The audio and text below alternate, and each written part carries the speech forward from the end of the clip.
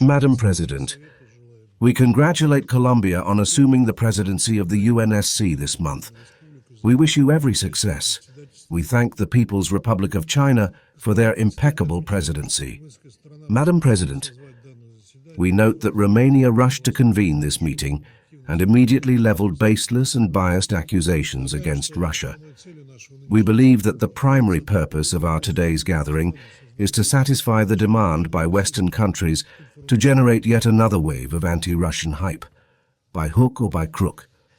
In this regard, we would like to present an objective account of what happened, since the details provided by the Romanian side regarding the UAV crash in Galati raise questions from both a technical and factual perspective.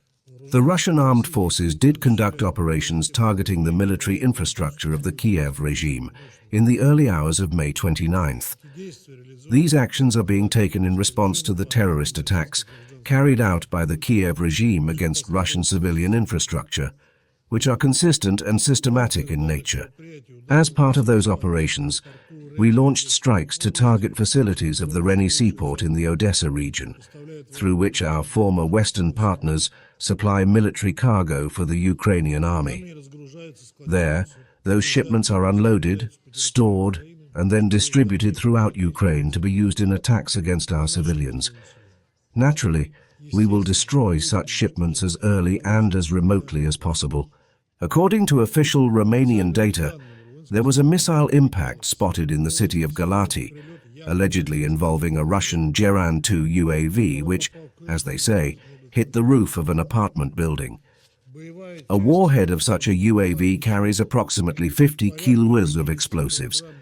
If such a drone had indeed fallen onto the roof of the building, as they assert, the incident would certainly have resulted in significantly more damage than the fire shown in photos by the Romanian media.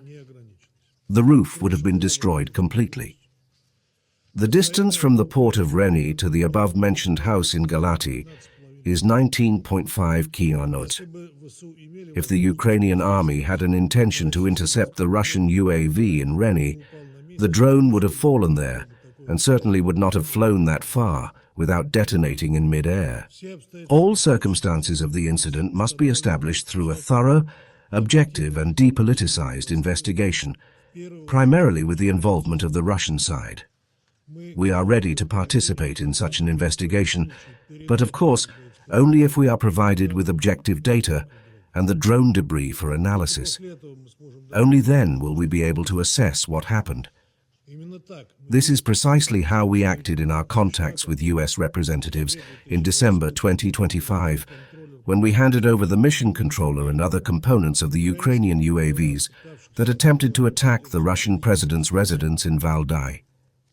Any assessment of such incidents must be based on verified facts, not political slogans. We would like to draw your attention to the discrepancies in the statements made by Romanian officials. Initially, they spoke of an allegedly deliberate Russian strike on a civilian facility. Then, just a few hours later, Romanian President Nicolae Dan revised that position, stating that as a result of Ukrainian air defense activity, one of the Russian drones changed course and entered Romanian airspace. At the same time, nobody even considered the possibility of a provocation by Kyiv aimed at testing the reaction of NATO member states and accelerating their direct involvement in the crisis in Ukraine. We also believe it is no coincidence that the drone incident occurred the day after President Zelensky appealed to US President Donald Trump to supply missiles for the American Patriot air defense systems. Zelensky also publicly lamented that Washington was ignoring his requests. It is regrettable that Romania, without providing the Russian side with any objective data regarding the incident, immediately set out to advance the political agenda of its senior partners. The same applies to the statements by NATO's Joint Force Command in Europe, which rushed to engage in pinning labels. Instead of professional cooperation, Romania opted for pre-prepared retaliatory measures, that is, the closure of the Russian Consulate General in Constanta and the demand that the Consul General leave the country within 72 hours. Once again, rather than seeking the truth, we see attempts to use an isolated incident to fuel anti-Russian hysteria. Western Russophobes are essentially creating new pretexts to rally their ranks in opposition to Russia and maintain bloc discipline, including with the aim of ensuring continued military support to the Zelensky regime. The Europeans may also take advantage of this incident, as it can help them shield their Ukrainian protégés and provide at least some kind of justification for their hawkish rhetoric vis-à-vis Russia. This is particularly important in the context of the recent tragic events in the Lugansk People's Republic of the Russian Federation, which they want to erase from the news agenda by creating another impactful narrative. Madam President, just over a week ago, on May 22nd, the Kyiv regime carried out a horrific terrorist attack in Starobelsk.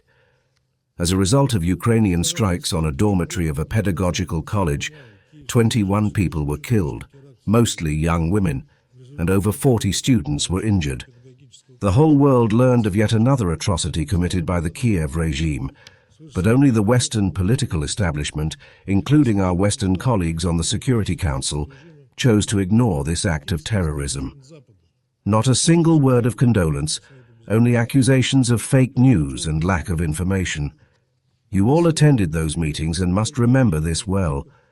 After all, the residents of some regions are not treated as human beings by the Kyiv regime and its Western patrons, and they have no reaction whatsoever when there are victims among these people. Allegedly, these are fake, non-existent victims. Be it the 50 people burned alive by Ukrainian Nazis in the trade union house in Odessa in 2014, or the 21 in Starobelsk. These people simply never existed. At the last meeting, we promised to distribute materials about these so-called non-existent victims. We will do so. Yet whenever there is an accident that can be framed as an anti-Russian narrative, the Western political propaganda machine is instantly launched. This well-worn pattern has long become the hallmark of Europe's approach to Ukraine.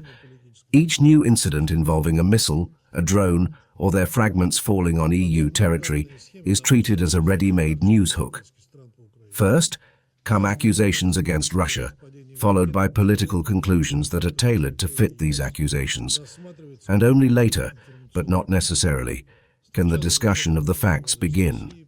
In this regard, we believe it is important to recall the incident in Przewodo, Poland, in November 2022. At that time, following the missile fall that killed 2 people, the Kyiv regime and its Western backers hastily presented the incident as a Russian strike on the territory of a NATO member state. The media were immediately flooded with statements about an alleged Russian attack, about the need for a tough response, and even about the possibility of invoking certain NATO mechanisms to address the supposed threat.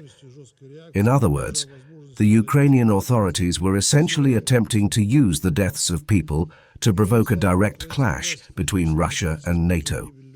It later turned out that the missile in question was actually a Ukrainian S-300. This fact sharply changed the tone of Western statements.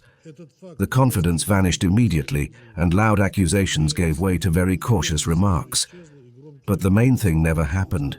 We never heard either a condemnation of the Kyiv regime's actions or any acknowledgement that irresponsible allegations by Kyiv could have pushed Europe to the brink of a far more dangerous scenario. None of those who automatically blamed Russia for everything bore any political accountability for their hasty, baseless accusations. No one ever demanded an explanation from Kyiv. The incident in Galati is in no way an isolated case. Ukrainian missiles and UAVs are being spotted in more and more countries in Europe, affecting Poland, Romania, Latvia, Lithuania, and Finland. Ukrainian drones are falling in these countries, which has even forced some governments to resign. Yet such incidents remain on the periphery of the UN Security Council's attention. The blame is routinely placed on Russia, yet European leaders fail to acknowledge that this is a natural consequence of their own policies. Each new incident of this kind is a direct result of their destructive policy of arming the Kyiv regime and prompting further escalation. Then, after some time has passed, yet another Russian trace turns out to be actually a Ukrainian one. However, Western governments prefer to keep silent about this and avoid convening Security Council meetings, because condemning Kyiv would essentially mean acknowledging their own responsibility. Madam President, given the Security Council's busy agenda, we believe it is important to use this meeting to draw attention to a truly critical issue concerning the Zaporozhye nuclear power plant, ZNPP. Just 2 days ago, militants of the Kyiv regime used fiber-optic drones to hit a turbine building of the plant's 6th power unit, which resulted in damage to a metal access hatch several levels up in the building. It was only by sheer luck that the reactor compartment, located 10 meters from the explosion, was left unaffected. IAEA inspectors who arrived at the site of the attack confirmed that the plant had been hit. We urge the members of the Security Council to issue a principled and objective assessment of the reckless actions by the Kyiv regime, which generate a threat of catastrophic radioactive contamination not only for Russia and Ukraine, but also for a number of European countries. After all, this is not the first time the ZNPP has been shelled by the Ukrainian army. Attacks have been going on for a long time, targeting both the plant and its satellite city, Energodar. It would seem that this is precisely where European states should be most concerned. However, we see neither urgent statements from Brussels, nor emergency meetings of European leaders, nor demands on Kyiv to cease such actions. This is yet another indicator that EU countries are deliberately and solely for political reasons turning a blind eye to the crimes of the Zelensky regime. But should the catastrophe occur, no one will be able to sit out safely.